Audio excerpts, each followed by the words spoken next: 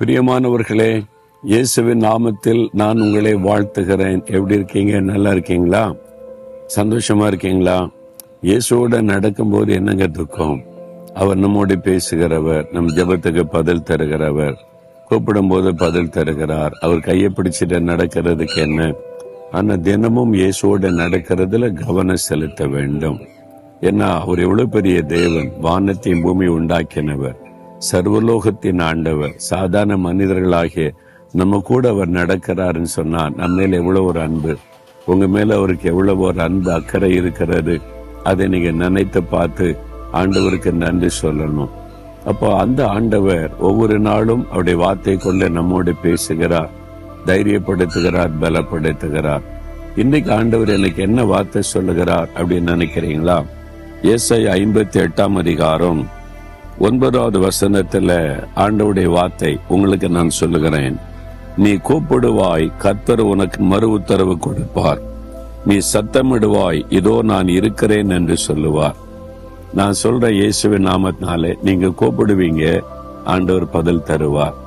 நீங்க சத்தமிடுவீங்க, நான் இருக்கிற மகனே மகளே நான் இருக்கிறேன்னு சொல்லுவார். ஏதோ ஒரு ஆபத்தான நிலைமை, பயப்படுத்துகிற சூழ்நிலை, ஒரு நெருக்கம், இன்னைக்கு இந்த காரியம் நடந்தாகணும், என்ன பண்ணுன்னு தெரியலையே அப்படின்னு கலங்குறீங்களா? கூப்பிடுங்க அவரை, இயேசுவேன்னு கூப்பிடுங்க, அந்த பெயரை சொல்லி கூப்பிடுங்க. உடனே அவர் பதில் தருவார். உங்களுடைய கூப்பிடுதலின் சத்தத்திற்கு செவி கொடுப்பார்.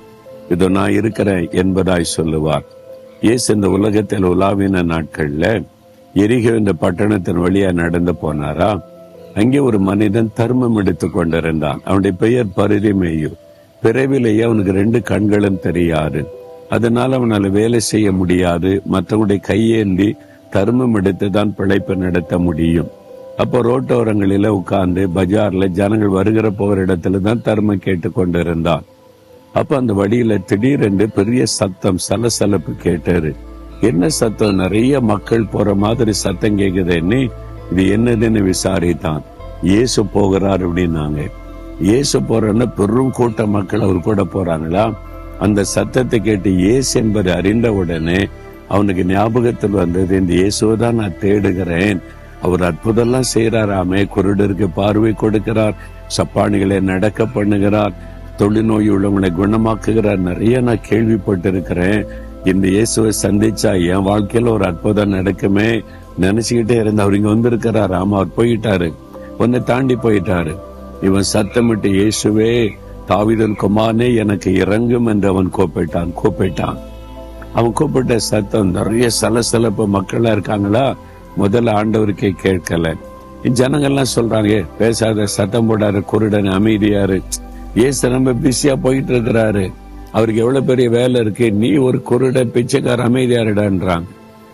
தான் இல்ல, முன்னில் அதிக சத்தமா இயேசுவே இயேசுவே அப்படின்னு சத்தமிட்டு கூப்பிட்டானா? இயேசுவேன்னு கூப்பிட்ட சத்தம் காதல விழுந்த உடனே வேதம் சொல்லுகிறது, இயேசு நின்றார். அவர் நின்றுட்டார். எல்லாரும் நிக்கிறாங்க, சீஷெல்லாம் நிக்கிறாங்க. ஏன் ஆண்டவரே நிக்கிறீங்க? இல்ல, யாரோ என்ன கூப்பிட்டாங்க, யாரோ ஆபத்துல இருக்கிறாங்க, யாரோ தேவையில் இருக்கிறாங்க, என்ன கூப்பிட்டாங்க. ஆண்டவர் உடனே யாரு யாரு யாரு இயேசுவை கூப்பிட்டாரு. தூரத்துல ஒரு கண் தெரியாத கூட்டம் தடுமாறி கொண்டு, இயேசுவே எனக்கு இறங்கும். அவன் தான் கூப்பிட. ஓ, கொருடனா பிச்சைக்காரனா அப்படின்னு நினைக்கல. அவனை என்ன கூட்டிட்டு வாங்க, இயேசு கிட்ட கூட்டிட்டு வந்தாங்க. நான் அவனுக்கு என்ன செய்யணும் மகனே? என்னை கூப்பிட்டியல்ல, எனக்கு கண் பார்வை வேணும் ஆண்டவரே. ஆண்டவரும் கண் பார்வை கொடுத்து அவனை மகள பண்ணினார். இப்படி கூப்பிடுதலின் சத்தத்துக்கு பதில் கொடுப்பார். உங்களை யாரையும் அவர் அற்பமாய் நினைக்க மாட்டேன். நீயா, நீ கிறிஸ்தவன் கிடையாது, உன் சத்தத்துக்கு நான் பதில் கொடுக்கணும் அப்படி சொல்ல மாட்டார். நீ பாவியான மனுஷன் ஆயிட்ட, நான் உனக்கு செவி கொடுக்க முடியாது சொல்ல மாட்டார். என் பாவத்தை மன்னிங்க, எனக்கு இறக்க செய்யுங்க, என் மன்னித்து எனக்கு சுகம் கொடுங்கன்னு கேட்டா போறோம், இறங்கிடுவார். உடைய கூப்பிடுதலின் சத்தத்துக்கு இங்க நான் இருக்கிறேன்னு சொல்லுவார். ஆண்டவரை பார்த்து இயேசுவே அப்படின்னு கூப்பிடுங்க, எனக்கு உதவி செய்யுங்கன்னு கேளுங்க. இன்னைக்கு உங்களுக்கு உதவி தேவை, இன்றைக்கு உங்களுக்கு ஒரு அற்புதம் தேவை, இன்றைக்கு உங்களுடைய காரியத்துல ஒரு விடுதலை தேவை. உங்களுடைய தனிப்பட்ட காரியம், குடும்ப காரியம், ஊழிய காரியம், உங்களுடைய பிசினஸ்ல, வேலையில ஏதோ ஒரு நெருக்கம், இயேசுவேன்னு கூப்பிடுங்க. மனதில் கூட இயேசுவே எனக்கு உதவி செய்யுங்க, இயேசுவே எனக்கு ஒரு அற்புதம் செய்யுங்க. உடைய கூப்பிடுதலின் சத்தத்தை கேட்பார். இன்றைக்கு அற்புதம் நடக்கும், இன்றைக்கே பதில் தருவார். கூப்பிடுறீங்களா? இயேசுவே எனக்கு உதவி செய்யும்.